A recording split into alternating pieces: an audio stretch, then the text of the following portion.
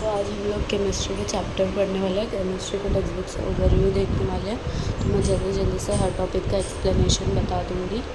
तो हम लोग बढ़ते हैं हम लोग के इंडेक्स की तरफ। देख लेते हैं हम लोग के इंडेक्स में क्या क्या है। इनमें से मैं बता दूँ कि चैप्टर नंबर 10 में से न्यूमेरिकल आता है। चैप्टर नंबर 2 से एकदम श्योरली न्यूमेरिकल आता है, इसको तुम लोग को छोड़ना नहीं है। न्यूक्लियर केमिस्ट्री में से भी न्यूमेरिकल आता है, ठीक है। सबसे न्यूमेरिकल आएगा, बट इनसे एकदम फिक्स रहता है। तो कुछ नहीं तो इसकी प्रैक्टिस कर लेना न्यूमेरिकल्स की, ठीक है। बाकी मोस्टली देखा जाए तो केमिस्ट्री इजी रहता है, इतना हार्ड नहीं रहता है। बस सबको लगता है कि हाँ हार्ड है, इजी रहता है केमिस्ट्री। तो चलो हम लोग स्टार्ट करते हैं। मैं चैप्टर नंबर 1 से देखती हूँ। हो सकता है ये वीडियो 2 पार्ट में बने, ठीक है। देखती हूँ मैं कि हो सकता अगर हो जाएगा एक पार्ट में तो वेल एंड गुड, नहीं हुआ तो मैं 2 पार्ट में बना दूँगी। बट पूरा ट्राई करूँगी मैं आज ही करके ख़त्म करूँ। सबसे पहला चैप्टर है हम लोग का some basic concepts of chemistry, ठीक है। तो ये वाला जो है एकदम पूरा केमिस्ट्री का एक तरीके से बेस समझ लो, ठीक है। यहाँ पे कुछ इंट्रोडक्शन दिया हुआ है कि केमिस्ट्री किसको बोलते हैं, एक स्टडी है किसकी फिज़िकल और केमिकल प्रॉपर्टीज़ की, और क्या फिज़िकल और केमिकल चेंज क्या रहता है, मतलब कोई भी अलग अलग कंडीशन में। तो ये केमिस्ट्री का इंट्रोडक्शन दिया है। नेक्स्ट मैटर क्या होता है, पूरे स्पेस में कोई भी चीज़ जो कोई भी जगह ले रही है स्पेस की और कुछ मास है, उस सब चीज़ को मैटर बोलेंगे। मैटर 2 टाइप के होते हैं, प्योर और मिक्सचर। प्योर में कौन सा है, एक एलिमेंट्स होते हैं, दूसरे कंपाउंड्स होते हैं। और एलिमेंट्स में कौन से, मेटल, नॉन मेटल और मेटलॉइड्स, ठीक है। तो मेटल रहेंगे या तो नॉन मेटल रहेंगे या तो उन लोग के बीच का। यहाँ पे मिक्सचर में क्या रहेगा, होमोजीनियस और हेट्रोजीनियस। अब ये प्योर सब्सटेंस और मिक्सचर का क्या है, प्योर सब्सटेंस का मतलब सिर्फ वही रहेंगे, जैसे शक्कर के डब्बे में सिर्फ शक्कर ही भरा रहेगा, ठीक है। मिक्सचर मतलब जैसे भेल खाते हैं हम लोग, तो भेल में कैसे अलग अलग चीज़ें रहती है, ठीक है। तो उसको बोल देंगे हम लोग मिक्सचर। अब ये एलिमेंट्स जो हम लोग पढ़ते हैं, कार्बन, ऑक्सीजन, ये सब एलिमेंट्स हैं। कंपाउंड मतलब ऐसे एलिमेंट्स मिले हुए रहे, H2O हो गया, ठीक है।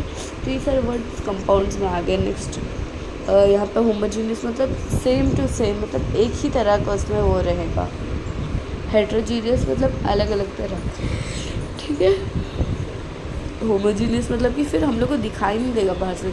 अब बन गया हम लोग का नींबू का जूस, ठीक है, क्या बोलते हैं, लेमन जूस या रूअफ़ज़ा पकड़ लो, टैंक पकड़ लो, कुछ भी पकड़ लो।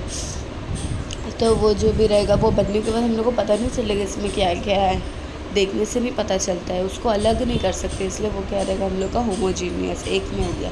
अब भेल है, हम लोग उसको अलग कर सकते, तो वो हम लोग का हेट्रोजीनियस हो गया, ठीक है। मैंने आई थिंक उसको बहुत ज़्यादा टाइम दे दी।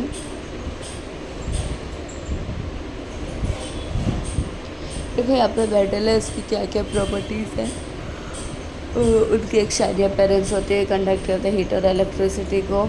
उनको वायर में भी बनाया जा सकता है, हैमर करके उनको शीट्स में कन्वर्ट किया जा सकता है। Example gold, silver, carbon, iron, mercury. Non metals जो है उनमें कोई चमक नहीं होती है, वो पुअर कंडक्टर्स होते हैं और उनको हैमर में नहीं कंडक्ट किया जा सकता है। Example iodine, nitrogen. और ये मेटलॉइड क्या होता है, कुछ ऐसे एलिमेंट है जिनके पास बीच की प्रॉपर्टी मेटल की और नॉन मेटल की, मतलब उसके पास कोई प्रॉपर्टी मेटल की है पर कोई नॉन मेटल जैसी भी है, तो उसको हम लोग बोल देंगे मेटलॉइड। जैसे आर्सेनिक, सिलिकॉन, जर्मेनियम, ठीक है। ये फिज़िक्स में भी पढ़े होंगे, सेमीकंडक्टर इन्हीं से बनाया जाता है, मेटलॉइड्स, ठीक है। नेक्स्ट आता है स्टेट्स ऑफ मैटर। तो मैटर के कितने स्टेट होते हैं, 3 स्टेट होते हैं, है ना, लिक्विड, गैस और सॉलिड। नेक्स्ट हम लोग कैसे मेजरमेंट करते हैं प्रॉपर्टीज़ को, ठीक है। जो ऐसी चीज़ें जो डिसाइड और यूनिवर्सली एक्सेप्ट की जाती है उसको बोलते हैं हम लोग यूनिट होना। जिससे लेंथ के लिए मीटर, मास के लिए एम, टाइम के लिए टी, सॉरी ये सिंबल है ऐसे, मास के लिए लेंथ के लिए लीटर, मास के लिए किलोग्राम, टाइम के लिए सेकेंड, इलेक्ट्रिक करंट के लिए एम्पेयर और टेम्परेचर के लिए kelvin, amount of substance mole, luminous intensity candela, ठीक है। नेक्स्ट फिज़िकल प्रॉपर्टी में क्या आएगा, मास और वेट आ जाएगा। क्यों आएगा? क्या है, कोई भी मैटर है उसका मास रहता है, और वो क्या रहता है, एक इनहेरेंट प्रॉपर्टी है, ठीक है। और ये क्या है, मास। और ये जो मास है बॉडी का, वो पोजीशन चेंज करने से उसके अंदर मास मतलब क्या होता है, कितना पार्टिकल जमा हुआ है अपनी बॉडी में, कितना पार्टिकल है उसको बोल देंगे मास। तो किधर पे भी चले जाओ, मून पे भी चले जाओ, कहीं पे भी चले जाओ, तुम्हारा मास चेंज नहीं होगा, ठीक है। नेक्स्ट आता है लेंथ। तो लेंथ एसआई यूनिट क्या बोला जाता है, मीटर रहता है लेंथ का एसआई यूनिट, ऊपर ही लिखा हुआ है, ठीक है। इसका ओवरव्यू देख लो, ज़्यादा डिटेल में नहीं जाना है, वॉल्यूम है इसके बाद वाला है। नेक्स्ट आता है डेंसिटी, फिर आता है टेम्परेचर, नेक्स्ट आता है लॉज ऑफ केमिकल कॉम्बिनेशन, ठीक है, जिसमें हम लोग का सबसे पहला आता है law of conservation of mass. मतलब कि क्या रहेगा, देखो, मतलब कि हम लोग ने जितना रिएक्टेंट डाले उतना ही हम लोग को प्रोडक्ट मिलेगा। अगर हम लोग ने 10 ग्राम रिएक्टेंट डाले तो उससे हम लोग को 10 ग्राम प्रोडक्ट मिलेगा, बट ऐसा रियल में नहीं होता, कुछ ना कुछ लॉस होता है, कुछ ना कुछ लॉस ज़रूर होता है, ठीक है। बट ये लॉ दिया हुआ है, मतलब दिया हुआ है। यहाँ पे लिखा है मास can neither be created nor destroyed, ठीक है। नेक्स्ट आता है लॉ ऑफ डेफिनाइट प्रोपोर्शन, ठीक है। इसके लिए क्या बोलता है, given compound always contain exactly same proportional of element by weight, ठीक है, समझा। कोई भी गिवन कंपाउंड में क्या रहता है, सेम प्रोपोर्शन रहता है एलिमेंट का वेट के हिसाब से। देखो यहाँ पे जैसे कोई सिंथेटिक, देखो सिंथेटिक सैंपल है और नेचुरल सैंपल है, सिंथेटिक मतलब मैन मेड है। तो उसमें क्या है, यहाँ पे कॉपर कितना मिला है 51.35, यहाँ पे भी वही सेम चीज़ है, तो मतलब बोल रहे हैं वेट के हिसाब से सेम रहता है। अब नेक्स्ट हम लोग जाते हैं मल्टीपल प्रोपोर्शन।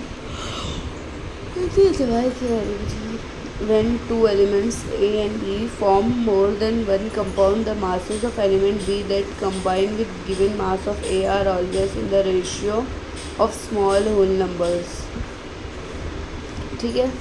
यहाँ पे क्या हो रहा है, क्या बोला जा रहा है, जब कोई भी दो एलिमेंट A और B एक से ज़्यादा कंपाउंड बना रहे हैं, तो जो एलिमेंट के मासेस है, जैसे B का जो है, जो ए के साथ कंबाइन हुआ वो एक रेशियो में रहता है और वो सेम रहेगा।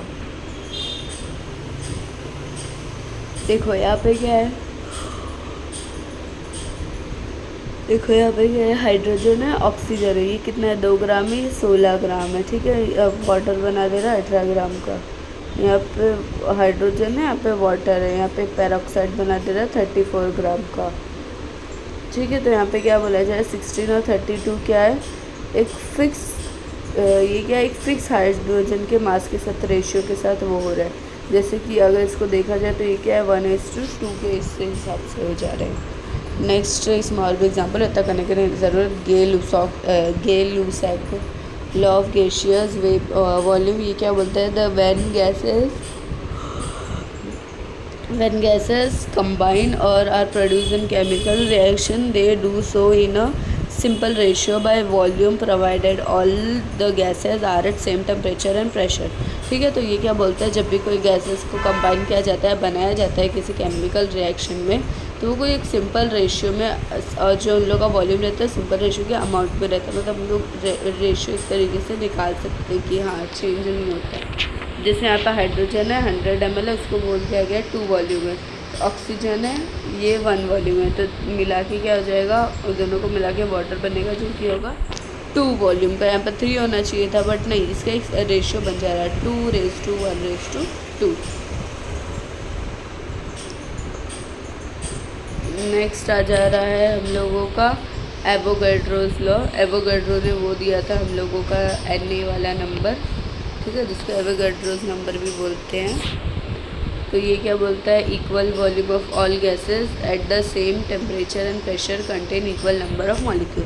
बोल कोई भी अगर वॉल्यूम सेम है तो सारे गैसेस का सेम वॉल्यूम जो है सेम टेम्परेचर पे और प्रेशर पे क्या रहेगा, सेम नंबर ऑफ मॉलिक्यूल इसमें प्रेजेंट रहेंगे। यहाँ पे जैसे बोल रहा है हाइड्रोजन में 2 वॉल्यूम है, तो ऑक्सीजन में 1 है, तो वाटर में 2 रहेगा। ठीक है, अब यहाँ पे देखो, अब ये क्या बोल रहा था, गियल उसका क्या बोल रहा था, यहाँ पे 2n मॉलिक्यूल है तो यहाँ पे n रहेगा, यहाँ पे 2n रहेगा। बट एवोगैड्रो क्या बोलता है, 2 मॉलिक्यूल है तो 1 मॉलिक्यूल रहेगा, यहाँ पे 2 मॉलिक्यूल्स रहेगा। इसने n नहीं बोला है, मतलब यहाँ पे अगर मैं 4 मॉलिक्यूल्स लेती हूँ तो यहाँ पे 2 रहेगा, बट यहाँ पे इसी तरीके से हमेशा रहेगा एवोगैड्रो के हिसाब से। अब डल्टन्स एटॉमिक थियरी। ठीक है, तो डल्टन का क्या कहना था, मैटर जो है वो 10 इंडिविजुअल पार्टिकल है जिसमें हम एटम्स कहते हैं। और सारे एटम जो है एक पर्टिकुलर एलिमेंट की क्या शो करते हैं, एकदम सिमिलर प्रॉपर्टी शो करते हैं, मास भी इनका सेम रहता है। ठीक है, और फिर अगर अलग अलग एलिमेंट है तो उनका मास अलग होता है। और कंपाउंड जो है वो कैसे बनते हैं, जब एटम अलग अलग एलिमेंट के कंबाइन होते हैं एक फिक्स रेशियो में। और केमिकल रिएक्शन किस में होता है, सिर्फ reorganisation of atom. Chemical reaction जब भी होता है जब कोई एटम अपनी जगह छोड़ता है तब होता है। ठीक है, जब तक कोई जगह छोड़ता नहीं तब तक कोई इसकी जगह लेता नहीं है। Atomic and molecular masses. ठीक है, यहाँ पे सबसे पहले आता है एटॉमिक मास। क्या होता है, एटम के मास को हम लोग क्या बोल देंगे, एटॉमिक मास। ठीक है, atomic mass, mass of an atom. ठीक है, ये क्या है, और इसका मेजरमेंट का यूनिट है AMU। ठीक है, जिसको बोला जाता था, हम लोग ने वो कर दिए सिंबल, जिसका हम लोग ने आगे चल के चेंज कर दिए साइंटिफिक लोग ने, हम लोग ने साइंटिस्ट लोग ने डल्टन बोला गया है। यहाँ पे अगेन एक प्रॉब्लम है, प्रॉब्लम को सोच रही मैं दूसरा वीडियो बना लूँ न्यूमेरिकल का, क्योंकि कुछ बच्चों को न्यूमेरिकल नहीं करने हैं, सिर्फ थ्योरी देखनी है इसलिए।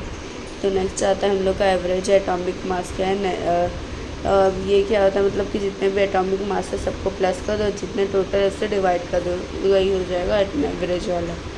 ठीक है, नेक्स्ट आता है molecular mass, mass of molecule, molecular mass. ठीक है, फार्मूला मास, तो फार्मूला मास यहाँ पे लिखा हुआ है, इसकी अच्छी सी प्यारी सी डेफिनेशन जो कि है, formula mass of a substance is the sum of atomic mass of atom present in formula. वो क्या होता है, कोई भी सब्सटेंस में जितना भी एटम के मास है उन सबको प्लस करके जो रहता है, मतलब प्लस कर दो जितना भी मास है। जैसे अगर 4 है, उनका है 4 है। ठीक है, तो सबको अगर हम लोग प्लस कर देंगे 4 एटम में, तो सबका 1 2 3 4 जिसका जितना भी उन सबको प्लस कर दो, तो वही क्या है हम लोग का फार्मूला मास है। ठीक है, नेक्स्ट अगेन यहाँ पे एक प्रॉब्लम आई है,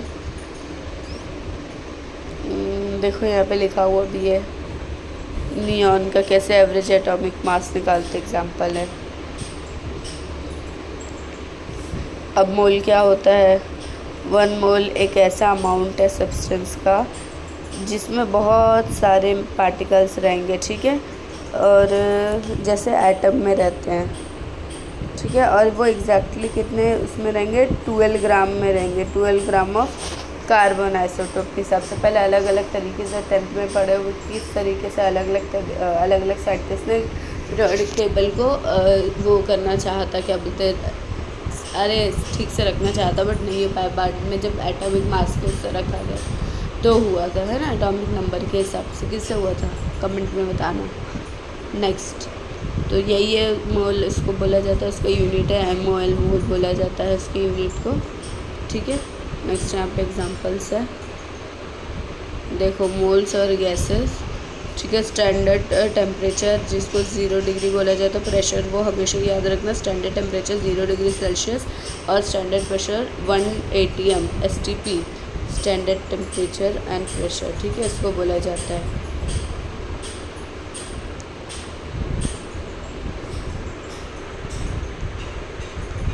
नेक्स्ट आई विल से, एक बार कुछ नहीं तो इसके क्वेश्चन आंसर को ज़रूर देखना, और क्वेश्चन आंसर भी नहीं देखना ना तो इसके MCQs वगैरह देख लेना, ताकि MCQ में तुम लोग कुछ पेपर में लिख सको। तो बढ़ते हैं हम लोग नेक्स्ट चैप्टर की तरफ, जो कि है हम लोगों का इंट्रोडक्शन टू एनालिटिकल केमिस्ट्री। ठीक है, तो एनालिटिकल केमिस्ट्री में हम लोग क्या यूज़ करते हैं बेसिकली। ठीक है, तो एनालिटिकल केमिस्ट्री हम लोग को बताती है एक तरीके से कि केमिकल का क्या कॉम्पोजिशन है, किसमें कितना % केमिकल है, क्या है कैसे नहीं है, एक तरीके से क्वांटिटी बताती है उसकी।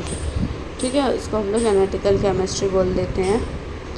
फिर एनालिसिस में क्वालिटेटिव पर्पस से भी होता है या फिर क्वांटिटेटिव से भी होता है, ठीक है। यहाँ पे हम लोग पढ़ेंगे क्वालिटेटिव एनालिसिस को कैसे किया जाता है, ठीक है। ऑर्गेनिक और इनऑर्गेनिक का अलग अलग टेस्ट से किया जाता है, ठीक है। ऑर्गेनिक कार्बन जिसमें रहता है, इनऑर्गेनिक जिसमें कार्बन नहीं रहता है। और यहाँ पे क्या है क्वांटिटेटिव एनालिसिस, ये क्या किया जाता है, ऑर्गेनिक में कौन से मेथड यूज़ किए जाते हैं। पहले परसेंटेज कर लो कि कौन सा एलिमेंट कितने कॉन्स्टिट्यूएंट रखता है उसके उसमें, फिर कंसंट्रेशन से तुम लोग देख सकते हो। फिर उसके बाद उसकी क्वालिटी एनालिसिस कर सकते हो कि इसमें इनऑर्गेनिक की फिर इनऑर्गेनिक की केसेस में क्या कर सकते हो, डिकम्पोजिशन रिएक्शन करके देख सकते हो। नेक्स्ट ये मैथमेटिकल करने का वो नहीं है। फिर साइंटिफिक नोटेशन, देखो यहाँ पे तुम लोग को शायद कैसे पढ़ने का है वो सब बताया जा रहा है, देख लो। प्रिसीजन एंड एक्यूरेसी, कोई भी चीज़ करने में हम लोग को प्रिसीजन और एक्यूरेसी, प्रिसीजन मतलब कि जो हम लोग की रीडिंग आई है, प्रिसीजन मतलब कि सपोज़ के लिए मेरी रीडिंग आती है, मैं टाइट्रेशन की हूँ, ठीक है। वो कलर आता है ना, हम लोग हिलाते रहते हैं ब्यूरेट पिपेट में करके, फिर कलर आने तक, पिंक या ऑरेंज कलर आने तक उसको हम लोग शेक करते रहते हैं। फिर एक टाइम आता है जब वो रुक जाता है। तो सपोज़ करो मेरी रीडिंग आई 10.2, ठीक है, ठीक है। मेरी रीडिंग आई 10.2 और रियल रीडिंग है 11, ठीक है। अगर मैं देखूँगी मैं कितनी प्रिसाइज़ हूँ, तो मैं देखूँगी कि मैं 11 से कितना पीछे रह गई हूँ, ठीक है। मैं देखूँगी मतलब कि ये क्या मेरा रॉन्ग हो गया है, मैं बहुत पीछे रह गई हूँ, ठीक है। और अगर एक्यूरेसी की बात की जाए, ठीक है, एक्यूरेसी मतलब कितना सही है, ये बिल्कुल भी सही नहीं है, क्योंकि कहाँ 11, अगर ये 11.2 भी रहता है ना तो उसको प्रिसाइज़ नहीं बोलेंगे, बट हाँ एक्यूरेट बोल लेंगे, ठीक है। एरर मतलब गलतियाँ दो टाइप की हो जाएगी, एब्सोल्यूट या फिर रिलेटिव। एब्सोल्यूट में क्या किया जाता है, मतलब कि ट्रू हम लोग क्या करेंगे, ऑब्जर्व वैल्यू और ट्रू वैल्यू माइनस कर देंगे। नेक्स्ट रिलेटिव एरर निकालने के लिए क्या करना है, एब्सोल्यूट एरर और ट्रू वैल्यू को क्या करना है, 100 से मल्टीप्लाई करना है। देख सकते हो रीडिंग की पोजीशन में किस तरीके से फ़र्क दिखता है।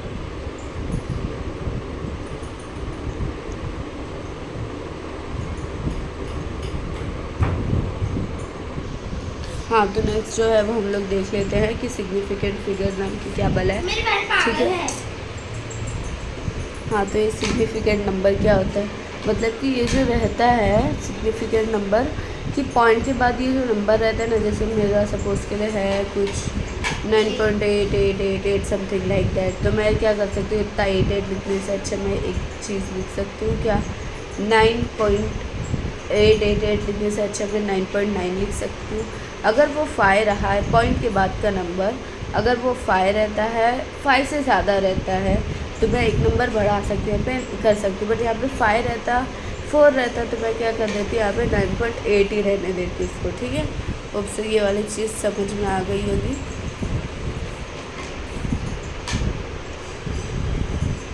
फिर यहाँ पे बताया जा रहा है क्या क्या rules, I don't think so ये भी कुछ काम का है।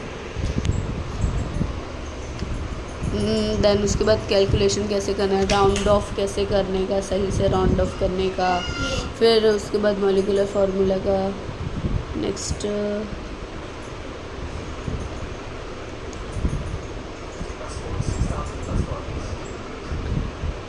It is chemical reaction.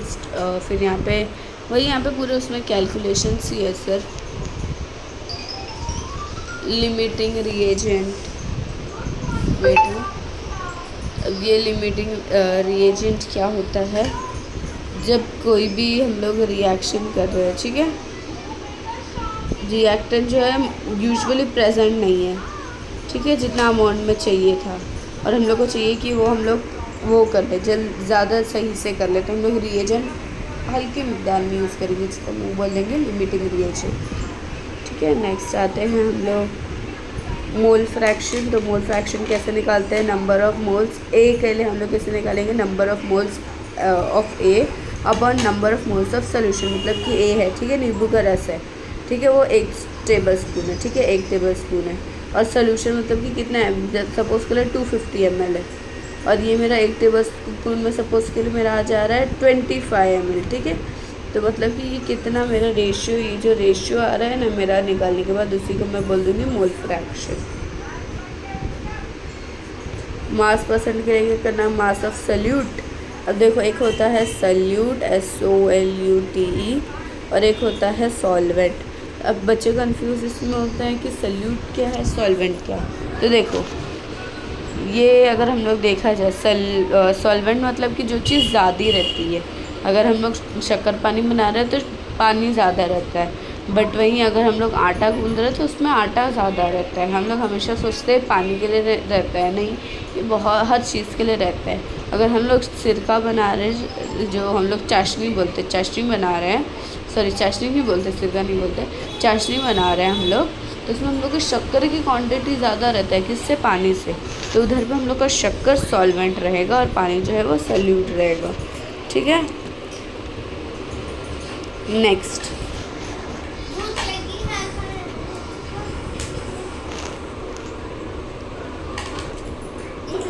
हाँ, तो नेक्स्ट है वो है हम लोगों का मोलैलिटी।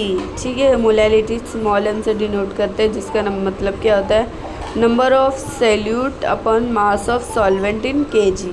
ठीक है, मतलब कि kg के हिसाब से रहेगा। इधर पे देखो ये क्या रहेगा, kg के हिसाब से रहेगा। यहाँ पे सॉल्वेंट देख रहे हैं कि सॉल्वेंट कितना ज़्यादा डाला गया है, और फिर इसमें कितना सैल्यूट है, मोल्स कितने मोल्स का सैल्यूट डाला गया, और सॉल्वेंट का मास कितना, उसका रेशो निकालेंगे, इसको हम लोग मोलैलिटी बोलते हैं। नेक्स्ट इसके एक्सरसाइजेज में कुछ नहीं तो MCQs कर लेना। अगर ये सेकेंड सेमेस्टर का है तो सब पढ़ो विंटर।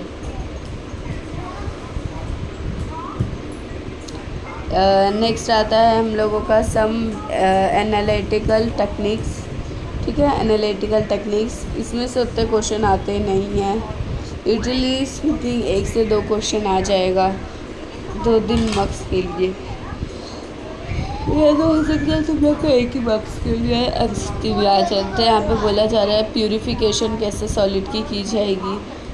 ठीक है, एनालिटिकल केमिस्ट्री हम लोग पढ़े, अब यहाँ पे टेक्निक है कि कैसे हम लोग वो कर सके। तो यहाँ पे फिल्ट्रेशन का बताया जा रहा है, कैसे सॉलिड को प्यूरीफाई कर सकते हैं, फिल्ट्रेशन कर सकते हैं कि, या फिर फ़िल्टर पेपर का यूज़ कर देंगे। जो बचा है, जैसे अपन चाय की छन्नी फ़िल्टर पेपर का काम करती है। ठीक है, जैसे कैसे हम लोग को चाय निकालना रहता है, हम लोग डायरेक्टली उसमें से केटल में से तो निकाल के नहीं पियेंगे ना, हम लोग क्या करेंगे, चाय की छन्नी रखेंगे कप के ऊपर, फिर निकालेंगे चाय, है ना। तो वही हेंस ये जो बचा रहेगा, तो ये जो छन्नी के ऊपर जो बचा रहेगा ना, ठीक है, ये जो रेसिड्यू बचा रहेगा, तो इसको हम लोग ये जो छन्नी के ऊपर चाय पत्ती बची रहती है उसको बोलते हैं रेसिड्यू, और जो हम लोग का चाय रहता है उसको बोलते हैं फिल्ट्रेट। ठीक है,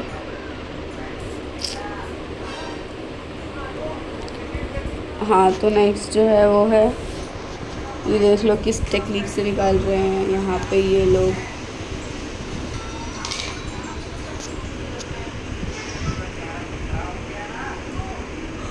यहाँ पे एक और है जो कि है क्रिस्टलाइजेशन। इसके लिए इन लोग कैसे करते हैं, सबसे पहले प्रिपेयर करते हैं किसका, सैचुरेटेड सोल्यूशन का, उसके बाद उसको हॉट फिल्ट्रेशन करते हैं, फिर कूलिंग, जैसे फिल्ट्रेट कूल हो जाएगा फिर उसको वापस से फिल्ट्रेशन करेंगे। ठीक है, उसके बाद फिर हम लोग देखेंगे। ठीक है, यहाँ पे बताया जा रहा है कि किस तरीके से किया जाता है क्रिस्टलाइजेशन, एक तरीके से जमा देना, क्रिस्टल वो करना, उसको बोलते हैं क्रिस्टलाइजेशन। ठीक है, नेक्स्ट यहाँ पे आता है फ्रैक्शनल क्रिस्टलाइजेशन। नेक्स्ट आता है डिस्टिलेशन। डिस्टिलेशन पे क्वेश्चन आ सकता है।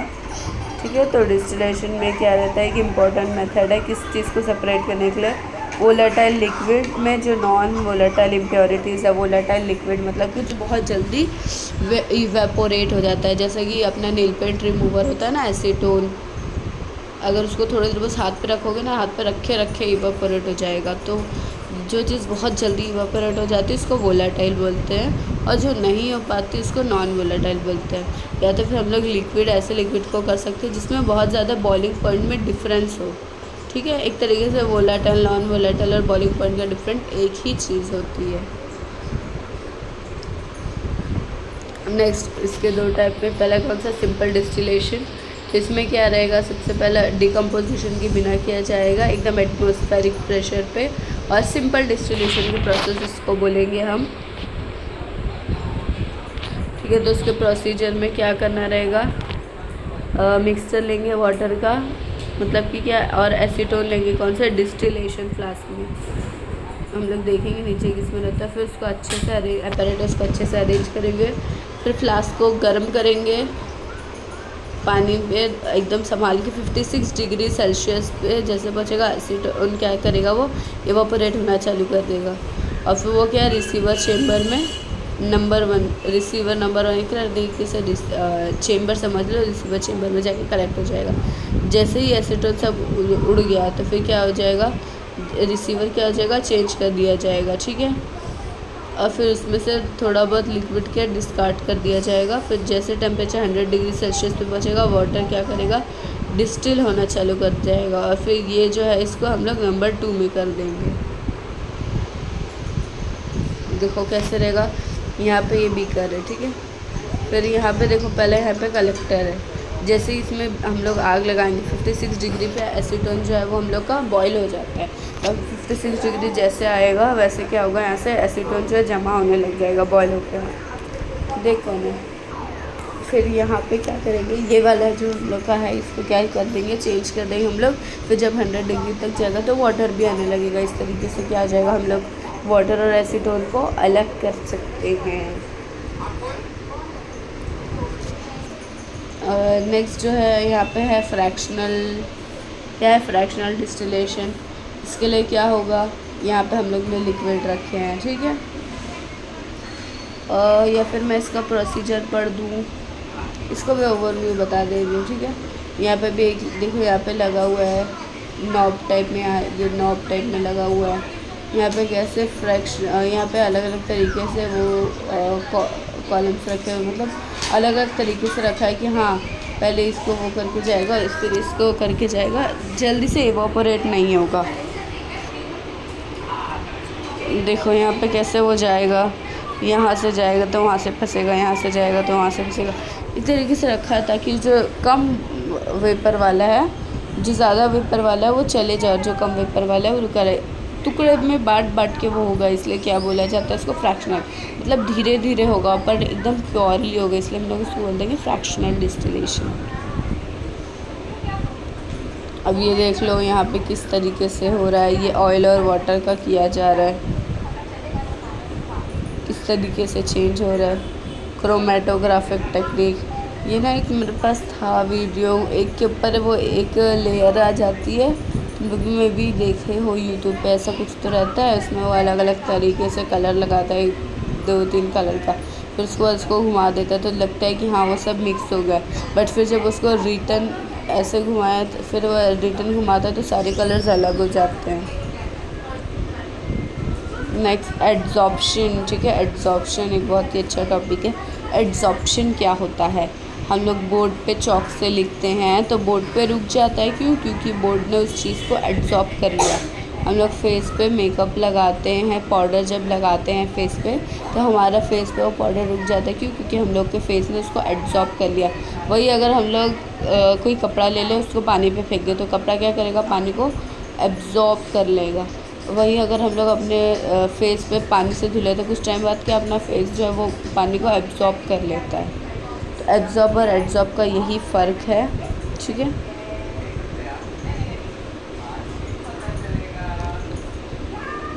नेक्स्ट इसका इतना वो नहीं है, ये देख लो ये क्या फार्मूला है, रिटेंशन फैक्टर, जो कि distance travel by solute from base line, नीचे से उसके, और distance travel by solvent from base line, मतलब कितना उन दोनों ने किया, सेम नहीं हो सकता है, दोनों का अलग अलग होगा।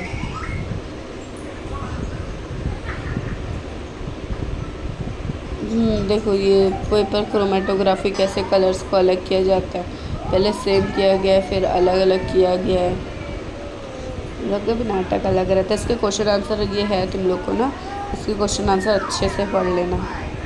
नेक्स्ट आता है हम लोगों का स्ट्रक्चर ऑफ एटम, जो कि मोस्टली लोगों को ये बहुत ही बेकार सा चैप्टर लगता है, बट इतना बेकार नहीं है, अच्छा चैप्टर है ये भी। इसमें हम लोग सबसे पहले देखेंगे कि इलेक्ट्रॉन की डिस्कवरी कैसे की। सबसे पहले कौन से ईयर में, 1897 में जे थॉमसन ने क्या किया था, उन्होंने कैथोड की रेज को इन्वेस्ट किया था और उनमें ये पता चला था कि ये जो कैथोड की रेज है ये एक स्ट्रीम है जो कि बहुत छोटी और नेगेटिवली चार्ज पार्टिकल्स है, ठीक है, जो कि इतने ज़्यादा टाइम्स हायर है हाइड्रोजन एटम से। तो इस तरीके से इलेक्ट्रॉन्स का इन्वेंशन हुआ। Next discovery of proton. अब अर्नेस्ट रदरफोर्ड का मॉडल याद ही होगा कि किस तरीके से रहता है। देखो ये यहाँ पे ये क्या बोलते हैं इसका बॉर्डर समझ लो, ठीक है, इजी वर्ड में समझा रही हूँ। ये जो छोटा सा हम लोग का पड़ा हुआ है वो कुछ इस तरीके से यहाँ पे है, ठीक है। ये जो हम लोग का छोटा सा फॉइल पेपर है ये बीच में ऐसे है ना कि ये जब इस पर आके पड़ रहा है तो ये अलग अलग जगह पे स्कैटर हो जा रहा है।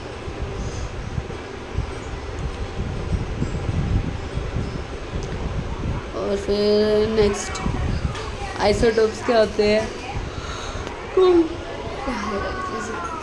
कोई भी आइसोटोप्स आवाज़, हाँ, तो आइसोटोप्स क्या होते हैं। All the isotopes of an element have the same number of proton but different number of neutron in the nuclei. अब ऐसे इलेक्ट्रॉन, ऐसे एलिमेंट जिनके पास प्रोटॉन सेम हो बट न्यूट्रॉन जो है वो अलग हो उनके न्यूक्लियस में, तो उसको बोल देंगे हम लोग आइसोटोप्स, ठीक है। अब आइसोबार्स क्या होते हैं। आइटम जिनके एलिमेंट नंबर डिफरेंट होता है बट मास नंबर सेम रहता है, ऐसे को बोलते हैं आइसोबार, ठीक है। देखो एटॉमिक नंबर को Z से डिनोट किया जाता है, एटॉमिक मास को A से, और न्यूट्रॉन नंबर को कैसे किया जाता है, n = A - Z।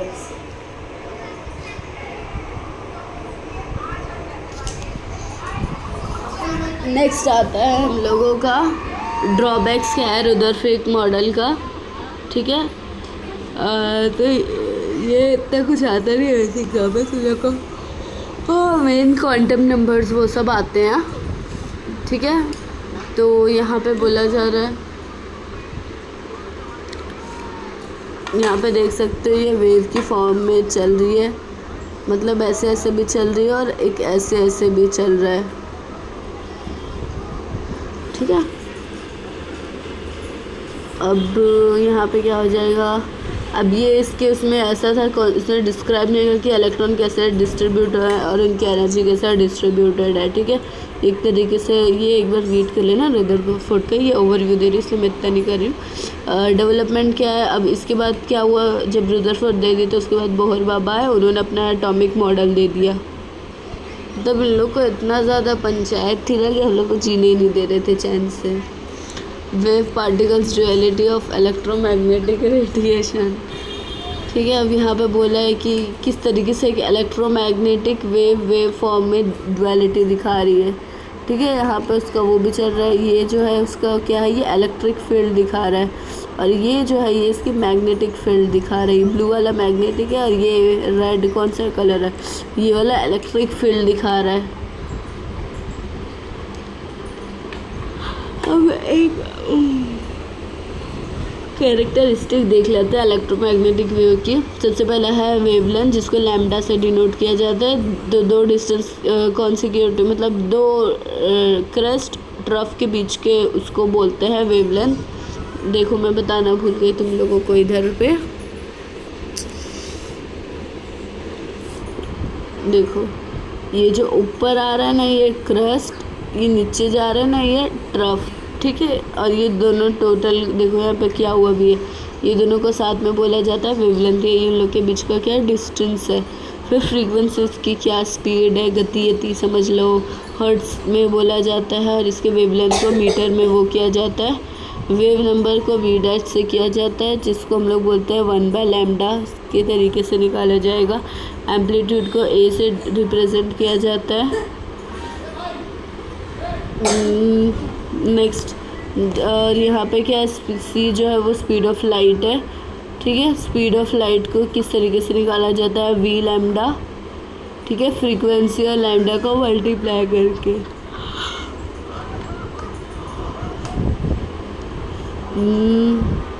नेक्स्ट यहाँ पे देखो E = h v लिखा हुआ है। जो है वो एक प्लैंक नाम का साइंटिस्ट है, उसको कांस्टेंट उसने दिया था इसलिए प्लैंक कांस्टेंट है वो, ठीक है। अब देखो यहाँ पे मैक्स प्लैंक ने क्या किया, उसने अपने क्वांटम थ्योरी निकाली, जिसने क्या ब्लैक बॉडी रेडिएशन का, एक ब्लैक बॉडी एक ऐसे बॉडी है, ठीक है, वो क्या करता है, मोस्ट ऑफ द हीट जितने भी इसमें पड़ता है सारी 99.9999% जो है वो सारी हीट क्या करता है, एब्जॉर्ब कर लेता है। तो मतलब जो बस बचता है वही हीट जो है वो एमिट कर देता है, रिफ्लेक्ट कर दे या ट्रांसमिट कर दे, तो वही 0.0001% जो बचता है बस वही वो करता है। तो ऐसे इसको बोलते हैं हम लोग परफेक्टली ब्लैक बॉडी। तो ये इसने क्या बताया, ब्लैक बॉडी रेडिएशन को भी इसने लॉन्च किया था, ये तुम लोग 12th में पढ़ोगे। और इसने क्या किया था, क्वांटम नंबर का भी इजाद किया था, ठीक है। नेक्स्ट, इलेक्ट्रिक रेडिएशन से हम लोग क्या यूज़ करते हैं, फोटो इलेक्ट्रिक इफेक्ट भी बना सकते हैं। नेक्स्ट आता है स्पेक्ट्रम ऑफ हाइड्रोजन। ये सब आई थिंक तो अगर तुम लोग नहीं भी पढ़ोगे तो चलेगा, अगले साल पढ़ने वाले ही हो तुम लोग। ये देख लो, ये क्या है, Bohr's model for hydrogen atom. इसने क्या बोला है हाइड्रोजन के बारे में, Niels Bohr put fourth his postulate about atomic model for hydrogen while doing so the quantity quantum theory wave particle duality of of hydrogen. हाँ सॉरी, अब इसमें क्या रहता है, उसने पोस्टुलेट दिया था कि हाइड्रोजन के बारे में, मॉडल के बारे में क्या सही है क्या है गलत है, इस तरीके से दिया था, ठीक है। अब उसके पोस्टुलेट में से क्या था, जो इलेक्ट्रॉन है वो न्यूक्लियस के अराउंड घूमते हैं। ये जो इलेक्ट्रॉन्स है एक फिक्स रेडियस में घूमते हैं, फिक्स एनर्जी के साथ, और वो जो पाथ में उन लोग घूमते हैं उन्हें क्या बोला जाता है, उन्हें ऑर्बिट्स कहा जाता है, ठीक है। या तो फिर उन्हें वो अलाउ एनर्जी स्टेट में रहते हैं, या तो फिर एक जगह पे खड़े रहते हैं, एक जगह पे स्टेशनरी स्टेट पे रहेंगे, और वो एकदम अच्छे से अरेंज रहते हैं न्यूक्लियस के इर्द गिर्द।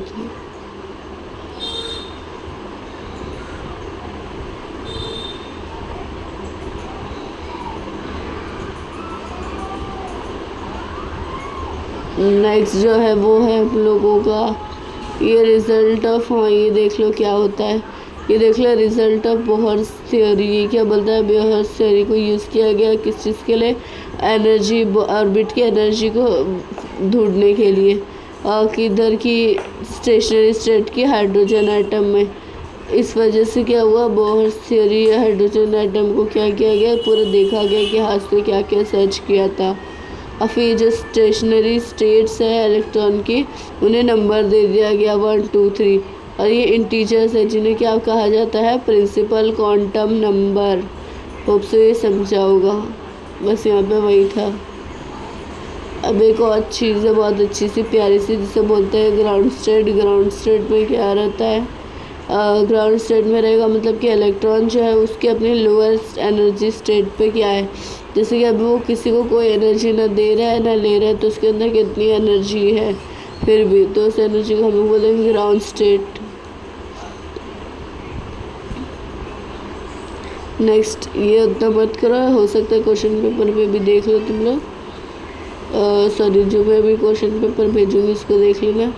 ये तो अगले साल है ही, तुम लोग को तो पढ़ने का ज़रूरत नहीं है।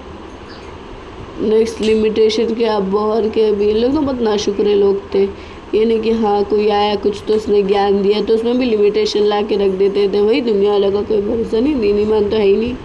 नेक्स्ट, बोहर से एटॉमिक मॉडल क्या है, वो फेल हो गया किस चीज़ को बताने के लिए, और अच्छे से डिटेल हाइड्रोजन एटम स्पेक्ट्रम के बारे में ऑब्जर्व करने से, ठीक है। और फिर बोहर का मॉडल था वो एक्सप्लेन नहीं कर पाया किस चीज़ को, स्पेक्ट्रम को, और अदर एटम्स को भी सिर्फ हाइड्रोजन को कर पाया, ठीक है।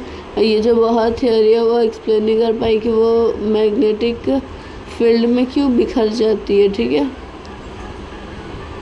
अगर वो मैग्नेटिक फील्ड में स्प्लिट होती है उसको ज़ीमैन इफेक्ट बोलते हैं, अगर इलेक्ट्रिक फील्ड में होती है तो स्टार्क इफेक्ट बोलते हैं, ठीक है। आई थिंक से इतना तो बस ही है।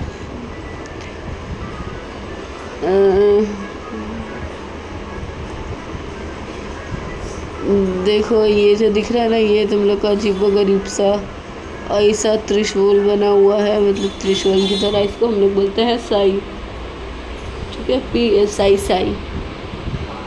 तुम लोग टेक्स्ट बुक लेके बैठो यार, ऐसा फ़ोन देखने से नहीं होगा। नेक्स्ट इतना वो करने से फ़ायदा नहीं है। यहाँ पे तुम लोग ने बचपन में पढ़ोगे के ये शैल एल शैल एम शेन एन शेन, तुम लोग ने बचपन में ऐसे बनाते होगे ना, ऐसा ऐसा ऐसा, बट असल में ऐसा रहता ही नहीं है। असल में कैसा रहता है मैं बताती हूँ, रुको तुम लोग को।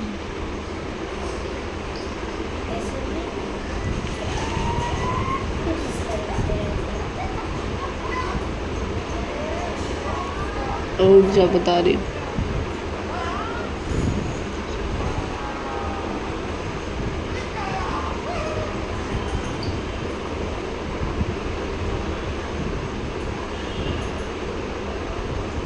ठीक है, ये सपोज करें क्या है हम लोगों का इलेक्ट्रॉन है, ठीक है। अब वो जो ये क्या हम लोग का न्यूक्लियस है, तब उसके इर्द गिर्द इलेक्ट्रॉन कुछ इस तरीके से चक्कर काटता है, ठीक है, समझे। इसके इर्द गिर्द कुछ इस तरीके से चक्कर काटता है। वो जो हम लोग देखते थे बचपन में, ऐसा ऐसा ऐसा ऐसा कुछ नहीं होता, वो इस तरीके से चक्कर काटता है, ठीक है, इलेक्ट्रॉन कुछ। नेक्स्ट वो हम लोग को जस्ट समझाने के लिए बोला जाता था। ये देख लो, ये क्वांटम नंबर का क्या है, एजीमुथल क्वांटम नंबर है, दूसरा सब्सिडियरी क्वांटम नंबर है। मतलब ये एजीमुथल को क्या बोला जाता है, सब्सिडियरी क्वांटम नंबर, ठीक है। और फिर ये क्या है, अगर कोई रहा, ठीक है, सपोज के लिए क्या है, अगर कोई मल्टी इलेक्ट्रॉन एटम है जिसमें ज़्यादा इलेक्ट्रॉन है, तो उसमें क्या रहेगा, जो ऑर्बिट की एनर्जी है वो दो क्वांटम नंबर पे डिपेंड करेगी। पहला n पे कितने एटम है और दूसरा l पे, ठीक है। नेक्स्ट ये भी देख लो, magnetic orbital orbital quantum number, electron spin quantum number. इसमें क्या रहता है, इन्फॉर्मेशन देता है किसकी, relative spatial orientation of orbital, मतलब कि कितना सब शेल में है इलेक्ट्रॉन, उस चीज़ की इन्फॉर्मेशन देता है। नेक्स्ट ये बताता है कि इलेक्ट्रॉन जो है वो कौन सा ऑर्बिटल, एक ऑर्बिटल में ये है कि नहीं है, ठीक है। इलेक्ट्रॉन जो है वो अपने इर्द गिर्द घूम रहा है कि नहीं घूम रहा है एक्सिस के इस पे।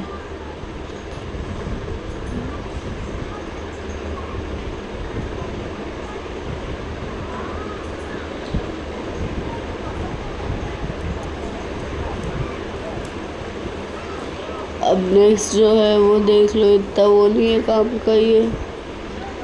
हाँ, ये देख लेना क्या कैसे बन रहा है, हाइड्रोजन 1, हीलियम 2, फिर lithium, barium, boron, carbon, nitrogen, oxygen, fluorine, neon, ये सब नाम याद कर लेना, ठीक है। देख लेना उसको कैसे निकलता है, ये आता है नहीं आता है, शायद बहुत से बच्चे को नहीं आता, तो ये मैं बता देती हूँ, रुक जाओ। इलेक्ट्रॉनिक कॉन्फ़िगरेशन करना है, ठीक है। अब सपोज के लिए लिथियम मैं ले लेती हूँ, ठीक है। रुक जाओ, लिथियम बाद में लूँगी। सबसे पहले तुम लोग ऐसा लिखना, एस छोटा लिखो, थोड़ा और छोटा लिखो, रुक जाओ, छोटा लिखो।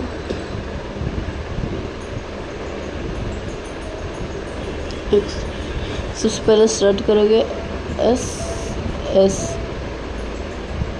Sorry P S D P S F D P S. अब तुम लोग सोच रहे हो कि ये क्या बला है, तो भाई ये जो नीचे तुम लोग इलेक्ट्रॉनिक कॉन्फ़िगरेशन देख रहे हो ना, ये वही बला है। अब ये जो एस है ना, ये एस है ना, इसमें अभी और कुछ भी लगने वाला है, दिल थाम के बैठो, ठीक है।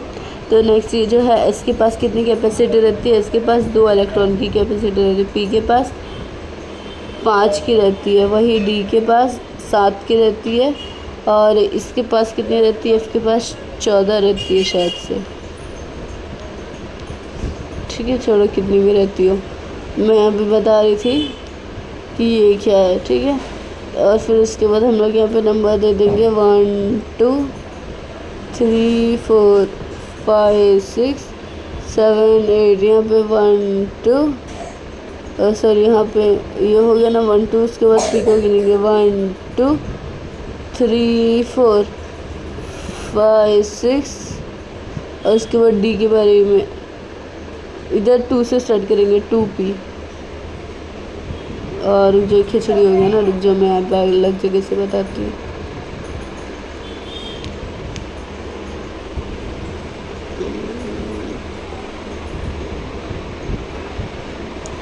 तो नेक्स्ट क्या है, सबसे पहला जो है वो हम लोगों का है एस, सॉरी मेरा बड़ी नहीं अभी तक, हाँ, S S P S P S, person D P S, next again D P S, same line में, हाँ, फिर एफ डी पी एस, फिर यही सेम इसी लाइन में एफ डी पी एस। ठीक है, अब यहाँ पे नंबर दे दो 1 1 2 3 4।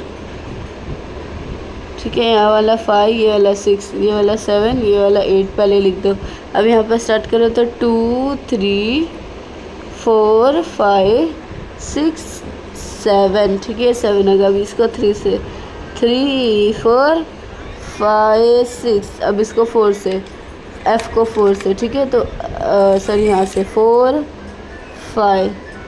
ठीक है, तो ये कुछ ऑर्बिटल्स का है जो कितना होल्ड करते हैं वो दिखाई मैंने। S कितना होल्ड करता है, सिर्फ 2 ही होल्ड करता है। P कितना होल्ड करता है, 5 होल्ड करता है। ठीक है, और वो कितना होल्ड करेगा हम लोग का 7।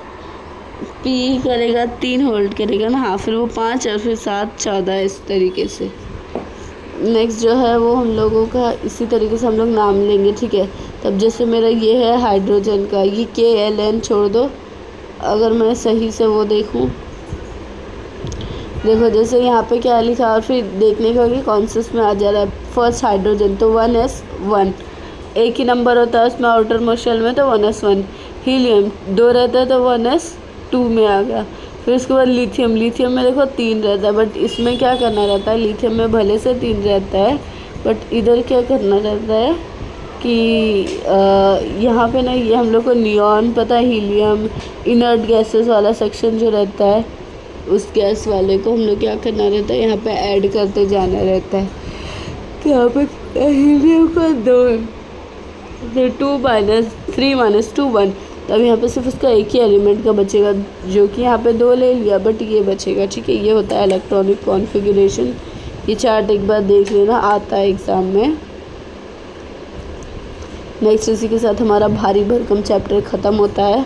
अब मैं लेती हूँ कुछ 5 मिनट का ब्रेक, फिर पढ़ाती हूँ।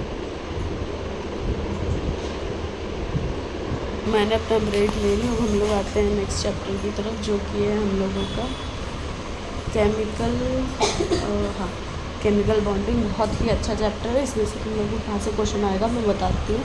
ठीक है, तो अब केमिकल बॉन्डिंग ये क्यों पढ़ा है ना, मतलब केमिकल आपस में किस तरीके से बॉन्ड बनाते हैं, इसमें तक बनता है केमिकल बॉन्डिंग। ठीक है, अब यहाँ पर क्या बताया जा रहा है, अब यहाँ पर केवल लुईस। ठीक है, लुईस, अब लुईस ने क्या निकाला था, ऑक्टेट रूल निकाला था। तो ये क्या बोलता था, कोई भी एलिमेंट है तो उसको जो अपना आउटर मोस्ट है, आउटर मोस्ट को बैलेंस करना पड़ता है। बैलेंस करने के लिए या तो 2 इलेक्ट्रॉन चाहिए या तो फिर 8 इलेक्ट्रॉन चाहिए, तो वो बैलेंस होता है। 2 किसके लिए चाहिएगा, हाइड्रोजन, और फिर किसके लिए, हीलियम के लिए।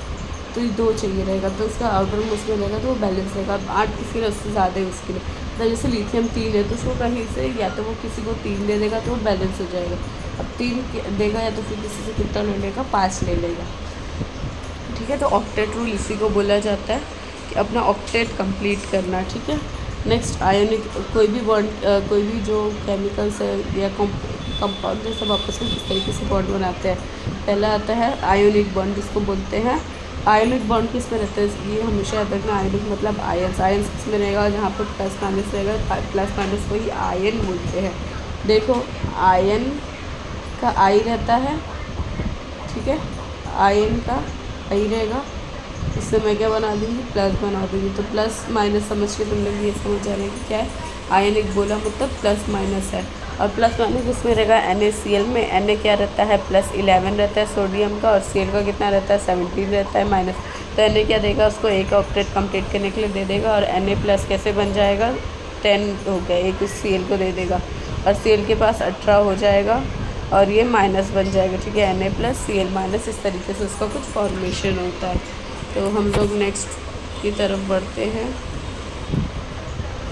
ठीक है, तो यहाँ पे एक और कैल्शियम क्लोराइड का भी सेम ही एग्जाम्पल समझ लो। ठीक है, नेक्स्ट आ जाएगा, एंथैल्पी पढ़ने की तुम लोगों को ज़रूरत नहीं है, नहीं पूछा जाता है। नेक्स्ट आ जाएगा हम लोगों को कोवलेंट बॉन्ड। अब ये कोवलेंट बॉन्ड क्या होता है, मतलब कि एक दूसरे के उस पर जो है ये जो अट्रैक्टिव पाई जाती है, म्यूचुअल शेयरिंग करना, ठीक है, म्यूचुअली शेयर करना।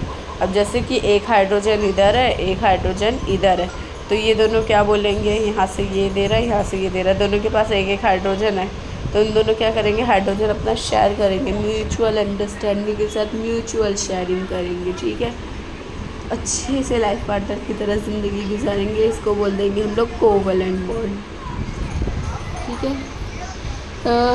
जैसे यहाँ पे देखो लिखा हुआ भी है, और H2 एलिमेंट कैसे बनता है, Cl2 एलिमेंट कैसे बनता है, मल्टीपल बॉन्ड भी बनता है, जैसे नाइट्रोजन का नाइट्रोजन से हमेशा ट्रिपल बॉन्ड बनता है, क्योंकि नाइट्रोजन के पास 5 लोन पेयर्स होते हैं, ठीक है, उसके आउटर मोस्ट शेल में ना 5 इलेक्ट्रॉन्स रहते हैं, ठीक है।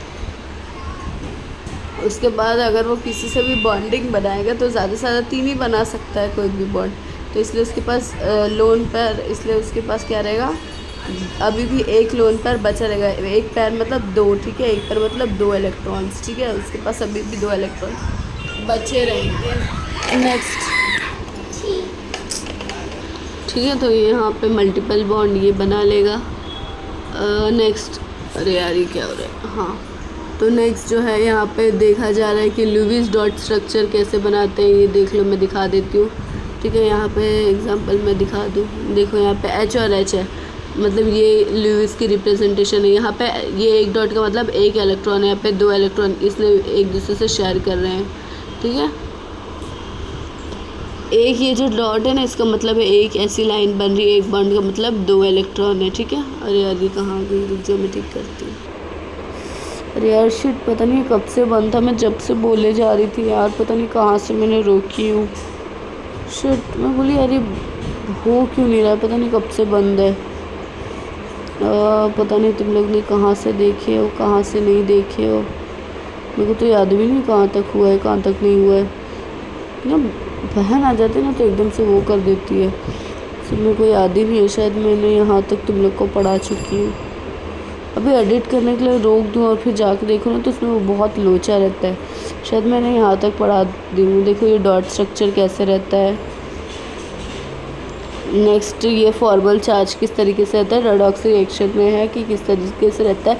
मोस्टली हरा उसका कितना रहता है, 1 रहता है, ये चीज़ को याद रख लो। फिर चार्ज ऊपर का चार्ज कितना है। फिर यहाँ पे लिमिटेशन क्या है ऑक्टेट रूल की, तो वो क्या बता पाया, कोई कोई मॉलिक्यूल है जिसमें इनकम्प्लीट ऑक्टेट रहता है, कोई कोई ऐसे मॉलिक्यूल है जिसमें क्या रहता है, ऑक्टेट से ज़्यादा मॉलिक्यूल्स रहते हैं, ठीक है। नेक्स्ट आ जाता है, या तो फिर उन लोग में ऑड इलेक्ट्रॉन के मॉलिक्यूल्स भी रहेंगे। नेक्स्ट आ जाता है वैलेंस शेल पैर रिपल्शन, मतलब विस्पर टाइप में, ठीक है।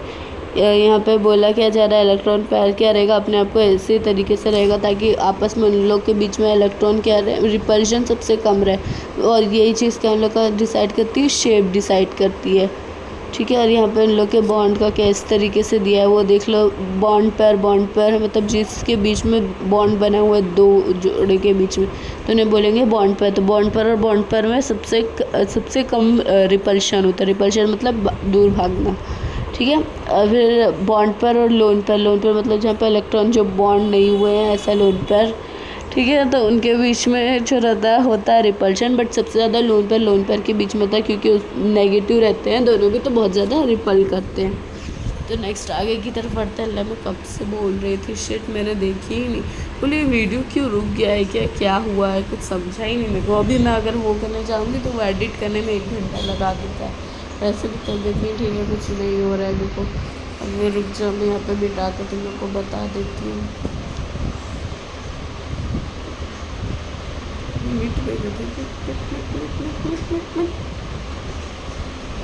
हाँ, तो देखो यहाँ पे क्या हो रहा है, ये उसका शेप बता रहा है। देखो 3 है तो कैसे लीनियर है, फिर ट्राइगोनल प्लेनर किस तरीके से है, 3 है तो, फिर 4 है तो टेट्राहेड्रल। ये एकदम है कि स्पेसिफिकली ऐसा होना चाहिए, बट क्या है, अगर ये है 5 है तो किस तरीके से ट्राइगोनल प्लेनर बन रहा है, 1 2 3 4 5 है।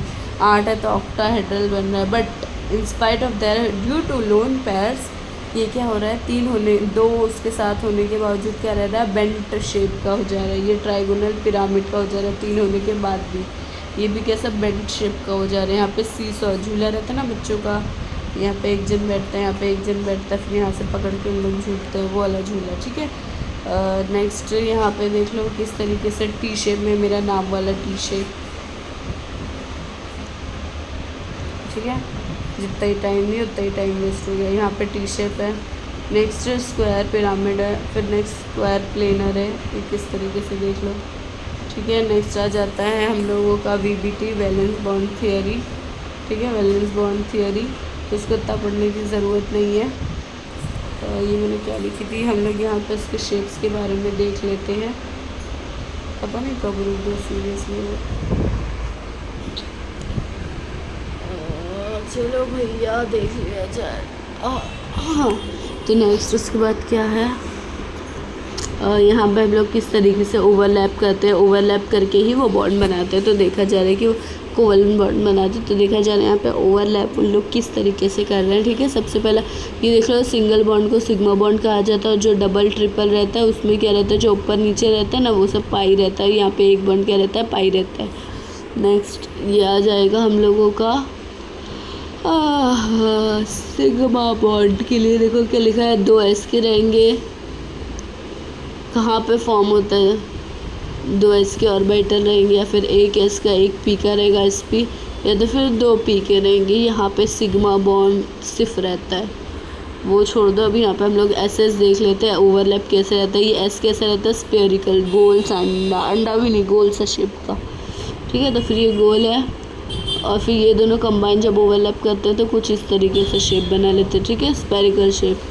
नेक्स्ट ये P है, जिनका अभी ये बताना भूल गए, सॉरी, ये जो इलेक्ट्रॉनिक कॉन्फ़िगरेशन जैसे हाइड्रोजन का क्या है, 1s1 है, ठीक है। तो ये S ऑर्बिटल में लास्ट उसका आता है, इसलिए हम लोग इसको S में डालेंगे। कोई है जिसका P में भी आता है, तो उसमें हम लोग क्या कर देंगे, वो P ऑर्बिटल का कुछ इस तरीके से दिखता है, ठीक है। और फिर इन लोगों को मिला देंगे तो डंबल जैसा शेप दिखता है, ठीक है। इसको बोलते हैं डंबल शेप, ठीक है। नेक्स्ट जो रहता है ये है sp बॉन्ड, इसमें भी सिग्मा बॉन्ड वाला है ये, ठीक है। तो इधर कैसे रहेगा, एक S का रहेगा और एक P का रहेगा, तो दोनों को मिला के देखो वास लाइक स्ट्रक्चर, ऊपर ढक्कन समझ लो, ठीक है। इस तरीके से कुछ बनता है। नेक्स्ट PP ओवरलैप, अब यहाँ पर BP था बट यहाँ पर सिंगल बॉन्ड था, यहाँ पर डबल बॉन्ड है। किस तरीके से मिट नहीं रहा, एक तो ये इसको अलग खुजली बची है। हाँ तो देखो नेक्स्ट क्या है, ये किस तरीके से, ये इस तरीके से, अभी पहले क्या था, वो ऐसे में था, ऐसे में था, और फिर दोनों को मिला के क्या हुआ था, ऐसे और ऐसे बन गया था, ठीक है। वो कुछ ऐसे बना है ऊपर वाले में, बट इधर पे कैसा ऐसा है, और ये आपस में इस तरीके से कुछ कनेक्ट हो रहा है, ठीक है। तो इस तरीके से जो कनेक्ट हो रहा है ना, इसी को हम लोग क्या बोल देंगे, PP ओवरलैप, या फिर पाई बॉन्ड। PP ओवरलैप देख लो पाई बॉन्ड के लिए, ठीक है। नेक्स्ट आ जाता है हम लोगों का हाइब्रिडाइजेशन, ठीक है। एक्साइट करके इलेक्ट्रॉन जो अपनी जगह चेंज करता है उसको बोलते हैं हाइब्रिडाइजेशन, चेंज होना। नेक्स्ट हाइब्रिडाइजेशन के लिए देखो कैसे इलेक्ट्रॉन को लिखना पड़ता है, ये देख सकते हो तुम लोग कि इलेक्ट्रॉन को कैसे लिखना पड़ता है। यहाँ पे इलेक्ट्रॉनिक कॉन्फ़िगरेशन को एक्साइटेड स्टेट में कैसी रहती है दिखा रहे कैसे। 1s के लिए सिर्फ एक डब्बा रहता है, P के लिए वहीं पे 3 डब्बे रहते हैं, D के लिए कितने रहेंगे, 1 2 3 4 5 डब्बे रहेंगे, F के लिए 7 डब्बे रहेंगे, और एक उसमें ना 2 इलेक्ट्रॉन भर सकता है। अब देखो सपोज़ के लिए मेरे पास ना 6 इलेक्ट्रॉन है, ठीक है। तो मैं उसको इसमें इस वाले में D में कैसे भरूँगी, ठीक है। D में कैसे भरूँगी, 1 2 3 4 5, उसके बाद 6 इसमें जाऊँगी, ठीक है। 1 2 3 4 ऐसे करके सब इसमें नहीं भरूँगी, ठीक है। पहले हाफ फिल कर दूँगी, उसके बाद एक्स्ट्रा वाला डालूँगी। नेक्स्ट देख लो हाइब्रिडाइजेशन कौन से टाइप की होती है, sp3 sp2 और sp, ठीक है। यहाँ पे क्या था, sp3 single bond, double bond, triple bond, इस तरीके से है कुछ। अब देख लो, अब बोला जाए sp3 हाइब्रिडाइजेशन किसका, तुम लोग को ऐसे बोलेगा कि CH4 मॉलिक्यूल मीथेन का फॉर्मेशन बताओ, वो sp3 हाइब्रिडाइजेशन के लिए। तो तुम लोग को डायग्राम बनाना रहेगा, और जो यहाँ पे लिखा हुआ ना तो उसमें से कुछ लिखना पड़ेगा, तो अब वो लिखोगे कैसे तुम लोग, ठीक है। तो लिखने के लिए और ड्राइंग बनाने के लिए मैं बता दूँ, ये O शेप का है, ठीक है। और ये हम लोग का कुछ चाँद की तरह दिख रहा है, ये हम लोग का इन्फिनिटी, और ये 8 है, तो इसको मैं बोल दूँगी ऊंचाई, ठीक है। ऊंचाई बोल दूँगी मैं इसको, ठीक है। उसके लिए तुम लोग यहाँ पे लिख दोगे कुछ, यहाँ पे ऐसा डब्बा बनाना रहेगा जिसमें बताना रहेगा कि ग्राउंड स्टेट में ऐसा था, जब एक्साइट हुआ तो क्या हुआ। देखो एक्साइट हुआ तो तुम लोग सोच रहे हो क्या चेंज है। देखो यहाँ पे 2 था एक्साइट होके, इसका 1 यहाँ पे पूरा इसको हाफ फिल्ड करने के लिए चले गया। और फिर क्या होगा, जब ये अकेले तो रह नहीं सकते तो इन दोनों क्या करेंगे, आपस में कंबाइन कर लेंगे, शादी कर लेंगे। ठीक है। नेक्स्ट जो आता है वो होएगा आप लोगों का sp2 हाइब्रिडाइजेशन। नेक्स्ट ये ठीक है। तो नेक्स्ट sp2 हाइब्रिडाइजेशन के लिए तुम लोग क्या देखोगे। देखो यहाँ पे मैं सब लिखी भी थी, याद मेरे को पता ही नहीं चला कि वीडियो कब रुका हुआ है। Shit seriously. यहाँ पे O है, यहाँ पे ये इन्फिनिटी है, यहाँ पे 8 है, तो इसको मैं क्या बोल दूँगी, ओए ओए। ठीक है। ओए उस हिसाब से तुम लोग याद कर लेना थोड़ा शेप कैसा है। ठीक है। तुम लोग डायग्राम भी बना दिए, एक आध लाइन लिख दिए कि हाँ ये इसका। इसके लिए क्या पूछा जाएगा, C2H4 का फॉर्मेशन बोलेगा sp2 हाइब्रिडाइजेशन के, उससे बताओ कि कैसे वो है फॉर्मेशन मॉलिक्यूल का। ठीक है। नेक्स्ट इसके लिए भी आगे तुम लोग को ये सब करना पड़ेगा। नेक्स्ट इधर वाला क्या है, नेक्स्ट इस वाले का sp अगर आएगा तो उसके लिए क्या है, OI। ठीक है। OI और वो किस तरीके से अरेंज है वो देख लो यहाँ पे। ठीक है। ये एसिटिलीन मॉलिक्यूल का है, ये आता है एग्ज़ाम में। हाँ इम्पॉर्टेंट है कि किस तरीके से देखते हैं, देख लेना। और क्वेश्चन आंसर में रहा तो ठीक है, एक बार में तो हम लोग देख लेंगे। अगर मैं भूल जाती हूँ चैप्टर के एंड तक तो मेरे को मैसेज कर देना जो वीडियो देख रहे हैं। एक तो वीडियो देख के बोल देना हाँ हम लोग के पास क्वेश्चन आंसर नहीं है टेक्स्ट बुक में, मतलब मैं तुम लोग को एक्स्ट्रा से इसका क्वेश्चन कैसा रहेगा, आंसर कैसा रहेगा और दे दूँगी। नेक्स्ट हम लोग आते हैं ये और मॉलिकुलर ऑर्बिटल थ्योरी का कुछ काम का नहीं है। नेक्स्ट ये तुम लोग को अगर नहीं भी हुआ तो रहने देना, ज़्यादा प्रेशर मत डालो, जो अच्छे से हो रहा है उसको अच्छे से करके जाओ। बॉन्ड एंथैल्पी देख लो, 2 बॉन्ड को ब्रेक करने में कितनी एंथैल्पी लगती है, एनर्जी लगती है, उसको बोलते हैं enthalpy, bond enthalpy. Bond angle मतलब 2 के बीच ये आता है, उसके लिए पैरामीटर्स आते हैं। हाँ ये इंपॉर्टेंट केस में कर लो, इम्पॉर्टेंट केस से कर लो कि पैरामीटर्स पूछे जाते हैं। बॉन्ड एंगल पूछ लेगा 1 मार्क्स ले। बॉन्ड एंगल क्या होता है, इलेक्ट्रॉन के जो भी बीच में बॉन्ड फॉर्मेशन के उसके बॉन्ड का बीच का जो एंगल है तो उसको बोलते हैं बॉन्ड एंगल। देखो यहाँ पे बताया भी है। ठीक है। यहाँ पे बताया बॉन्ड एंथैल्पी क्या होती है, ये आ सकता है। ठीक है। एग्जाम में आ सकता है कि आता ही है। नेक्स्ट आता है बॉन्ड लेंथ क्या होता है, आता है 1 मार्क्स के लिए। इट्स इम्पॉर्टेंट, पैरामीटर्स एकदम अच्छे से करके जाओ। बॉन्ड लेंथ क्या होती है, बॉन्ड लेंथ मतलब कि वो ये होता है इक्विलिब्रियम डिस्टेंस इन न्यूक्लियाई और 2 ओवरल्यूएंट बॉन्डेड एटम्स मॉलिक्यूल के बीच का। या तो फिर बोल दो कि वो कितना बड़ा है उसकी बॉन्ड की लेंथ समझ लो। ठीक है।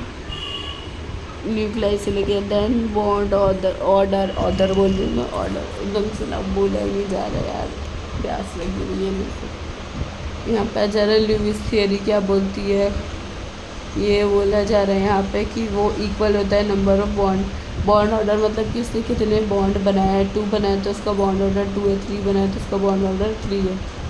ठीक है। नेक्स्ट यहाँ पे आ जाता है पोलैरिटी।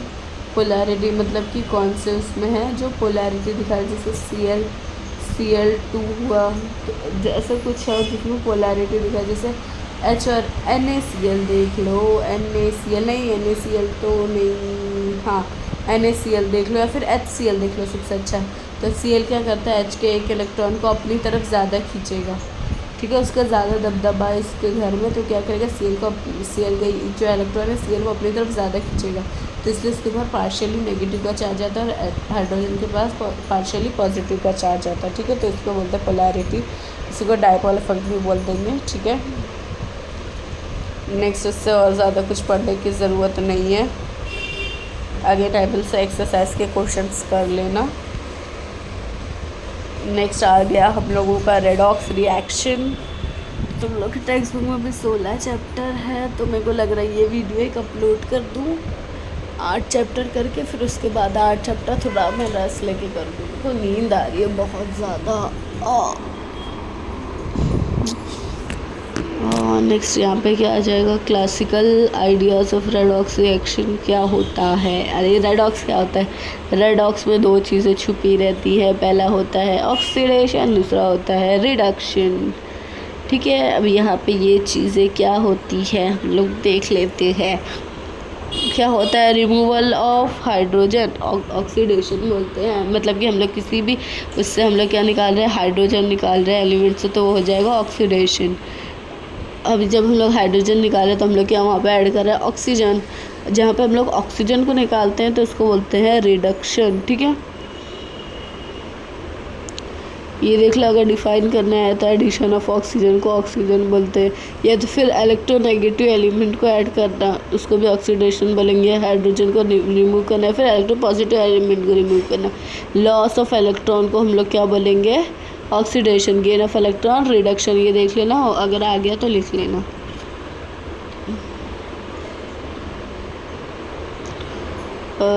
नेक्स्ट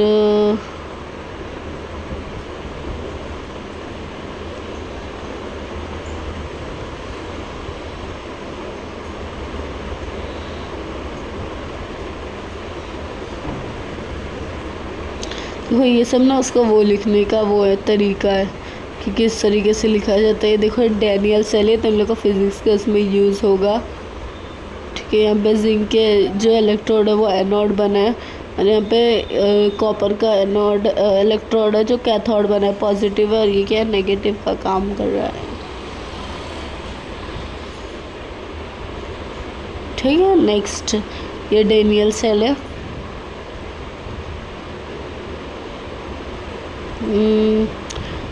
रुक जाओ, इसका मैं तुम लोग को कुछ नहीं तो वो सिखा देती हूँ, क्योंकि अभी इतना टाइम नहीं, तुम लोग ये बैलेंस करना सीखो। नेक्स्ट ये भी आता, फिर मैं न्यूमेरिकल के उसमें अगर तुम लोग को चाहिए होगा तो तुम लोग बोल देना न्यूमेरिकल कराओ, तो मैं न्यूमेरिकल का लूँगी, उसमें करा दूँगी। अरे यार फिर से पेज लूँगी एक तो, हाँ मिला। देखो मैं तुम लोगों को बताती हूँ। हाँ देखो, ऑक्सीडेशन नंबर को करने को कैसे करना रहता है। ठीक है, कोई भी एटम एलिमेंट है उसके फ्री स्टेट में क्या रहेगा, ज़ीरो रहेगा। ठीक है, जैसे कौन सा H2Cl2O3 है, और फिर यहाँ पे ये सब एलिमेंट का क्या रहेगा, अगर वो फ्री स्टेट है, स्टेबल है, मतलब उसका क्या ऑक्सीडेशन नंबर ज़ीरो है, ज़ीरो ZERO। फिर यहाँ पे ऑक्सीडेशन नंबर क्या है, कोई भी एटम का मोनो एटॉमिक है तो उसका क्या रहेगा, उसके चार्ज के इक्वल रहेगा। नेक्स्ट O का क्या है, यूजुअली -2 रहता है। ठीक है, पर अगर वहाँ पे पेरोक्साइड आयन आया तो -1 यूज़ करना रहेगा। फिर हाइड्रोजन का कितना रहता है, या तो फिर +1 या तो फिर -1, वो डिपेंड करता है।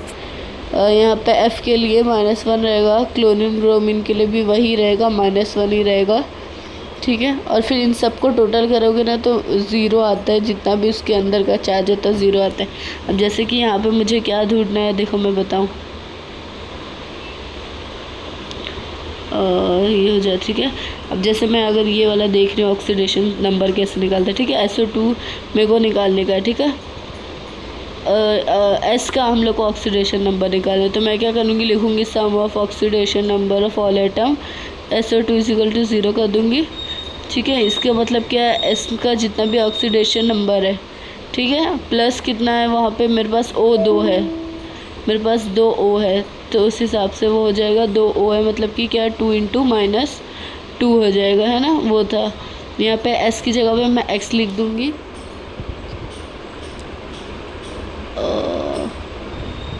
हाँ देखो, मैं क्या कर दूँगी, X + 2 × -2 = क्या हो जाएगा, 0 ZERO। तो X माइनस ये -+4 = 0, तो X की वैल्यू कितनी मिल जाएगी, +4। यहाँ पे देखो कैसे उसी तरीके से कुछ सॉल्व किया, तो यहाँ पे +6 आ गया, ऊपर वाले का +4 आया।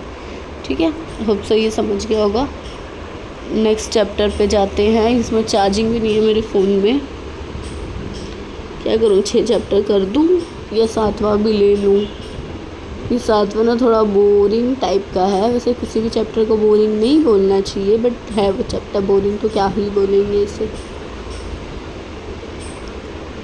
ठीक है, मॉडर्न पीरियोडिक टेबल मैं सोच रही हूँ कि ये कर लूँ 7 चैप्टर भी। ठीक ठीक है। तो मैं यहाँ पे कर देती हूँ 7 चैप्टर भी। तो 7 चैप्टर के लिए क्या है, यहाँ पे मॉडर्न पीरियोडिक टेबल मतलब किस तरीके से बनाया गया, इसमें सब 10th-12th का भी रहेगा। यहाँ पे लोग ने किस तरीके से रखे हैं, फिर अभी किस तरीके से इसका स्ट्रक्चर रखा गया है।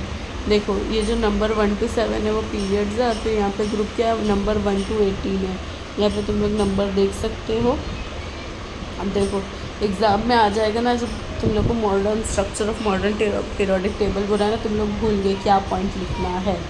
तो देखो मैं तुम लोगों को एक ट्रिक बता दूँ किस तरीके से मॉडर्न पीरियोडिक टेबल को तुम लोग बना सकते हो। ठीक है, यहाँ पे बना दो।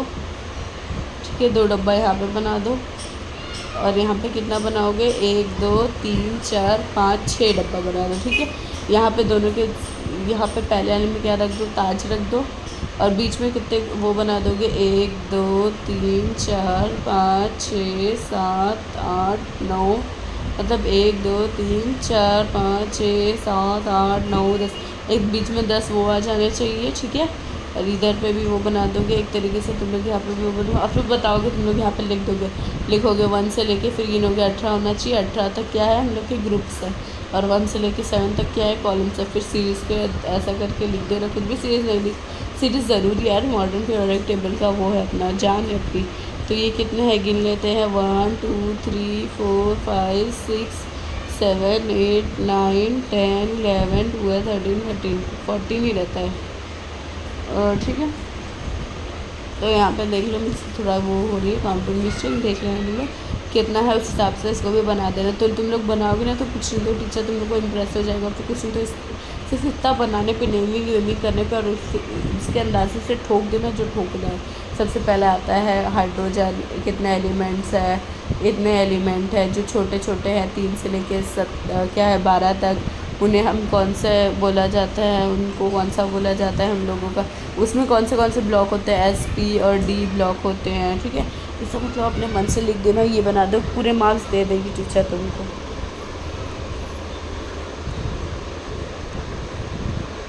देखो यहाँ पर अलग से फिर से वही बना हुआ है। फिर इलेक्ट्रॉनिक कॉन्फ़िगरेशन का मैंने बताई हूँ, यहाँ पे बताया है कि किस तरीके से कोई भी रहेगा तो नंबर से निकाल देने का। ग्रुप 1 के उसमें लास्ट में क्या रहेगा, ग्रुप 2 के लास्ट में क्या रहेगा। फिर यहाँ पे है 4 ब्लॉक्स। ठीक है, अपने अपने उसके क्या है, एक बार इसको रीड कर लेना। अपने अपने उसके कैरेक्टरिस्टिक यहाँ पे बता रहा है। यहाँ पे हाँ देखो, वो जो नीचे रहता है लेंथेनॉइड और एक्टिनॉइड, 14 एलिमेंट्स रहता है। ठीक है, 2 सीरीज़ में लेंथेनॉइड और एक्टिनॉइड सीरीज़ जिन्हें बोला जाता है। यहाँ पे कैरेक्टरिस्टिक बताना है। ठीक है, सबसे पहला एस ब्लॉक की है, तो ये क्या है, एस ब्लॉक में ग्रुप 1 अल्कली और ग्रुप 2 अल्कलाइन अर्थ मेटल है। ठीक है, यहाँ पे लो आयोनाइजेशन एंथैल्पी है। ठीक है, आयंस को निकालने में जो एनर्जी लगती है वो कम है। फिर यहाँ पे पी के लिए क्या है, 13 to 18 क्या है, पी ब्लॉक में आता है। मतलब कि ये जो बीच का था ना, ये बीच के बाद वाले इसमें सारे क्या आते हैं, पी ब्लॉक में आते हैं। ये बीच वाला डी में आता है, और ये वाला एस में आता है, और ये जो नीचे वाला है वो एफ में आता है। ठीक है, अब से ये समझ गया। नेक्स्ट यहाँ पे characteristic of D block element, ये सब ना तुम लोग को थोड़ा बहुत रीड करना पड़ेगा। यहाँ पे एफ ब्लॉक के लिए क्या है, लेंथेनॉइड्स है, एक्टिनॉइड्स है, इन्हें रेयर अर्थ में एलिमेंट्स भी कहा जाता है, इनर ट्रांजिशन एलिमेंट्स भी कहा जाता है। ठीक है,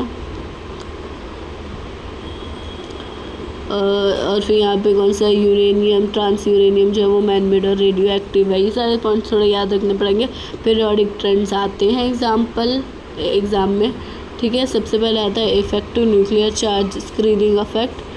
ठीक है, अब ये क्या होता है, देखो इसको मैं बताती हूँ। पता नहीं कितना वीडियो हाँ हो रही है रिकॉर्ड, एक बार हो गया ना तो मेरे को डर ही लग रहा है कि भाई कहीं ऐसा तो नहीं कि हाँ पता चला मैं बोलती जा रही हूँ पिछली बार की तरह और हो ही नहीं पा रहा रिकॉर्ड होना। अभी हम लोग कितने कम से कम ये चैप्टर तो हो ही गया होता है। मेरे फ़ोन की चार्जिंग भी थोड़ी बच जाती है, अभी तक चार्ज में लगा रही थी मैं भी।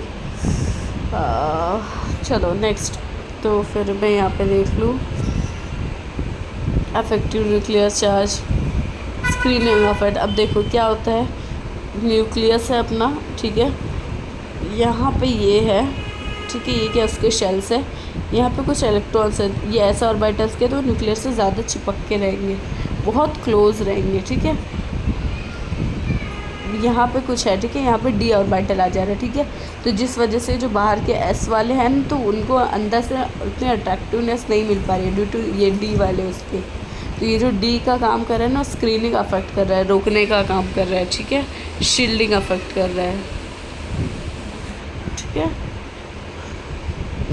नेक्स्ट आ जाता है फिज़िकल प्रॉपर्टीज़ के हिसाब से कौन सा सबसे पहला एटॉमिक रेडियस, ठीक है। तो एटॉमिक रेडियस क्या है, हाफ है intermolecular distance, internuclear distance between two adjacent atom, ठीक है। यहाँ पे बताया गया है, अब यहाँ पे बता रहा है क्या एटॉमिक, वहाँ पे क्या था एटॉमिक रेडियस। तो ये जो एटॉमिक रेडियस है अगर देखा जाए तो रेडियस क्या करता है, सेम रहता है, अक्रॉस द ग्रुप सेम रहता है, डाउन द ग्रुप बढ़ता है, मतलब यहाँ पे छोटा फिर इससे बड़ा, फिर इससे बड़ा, ऐसे करके बड़ा होता है। तो हाथ क्या देखो यहाँ पे क्या 10 की साइज़ क्या रहती है, छोटी रहती है एटम में। आयनाइजेशन एंथैल्पी, आयन को अलग करने की एंथैल्पी, ठीक है, एक आयन निकालने की एंथैल्पी बोल दो। और नेक्स्ट क्या है हम लोगों का, नेक्स्ट है हम लोगों का देख लो यहाँ पे इलेक्ट्रॉन गेन एंथैल्पी। कोई भी एलिमेंट को एक इलेक्ट्रॉन गेन करने में कितनी एनर्जी लगती है वो है यहाँ पे, ठीक है। जहाँ पे ग्रुप 17 है वो हाई, उनकी इलेक्ट्रॉन गेन एंथैल्पी बहुत ज़्यादा है, ठीक है। इसके बाद जो देख लिया जाए, नेक्स्ट आता है इलेक्ट्रोनेगेटिविटी, यार मैं क्या दबा रही पता नहीं। इलेक्ट्रोनेगेटिविटी ये क्या रहता है, ये डाउन द ग्रुप डिक्रीज़ होती है, ठीक है, और across down the period decrease होती है, डाउन द ग्रुप डिक्रीज़ होती है, और अक्रॉस द पीरियड क्या रहती है ये, अक्रॉस द पीरियड ये मतलब वो होता है, बढ़ता है, ये बढ़ता है। ये याद कैसे रखने का कि नीचे जाता है सबसे ज़्यादा इलेक्ट्रिक वो है फ्लोरीन, फिर उसके बाद क्लोरीन, फिर ब्रोमीन, ठीक है।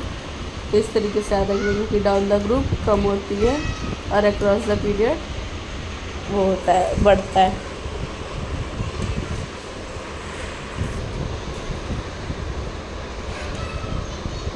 तो देखो बस इतना ही है इसमें।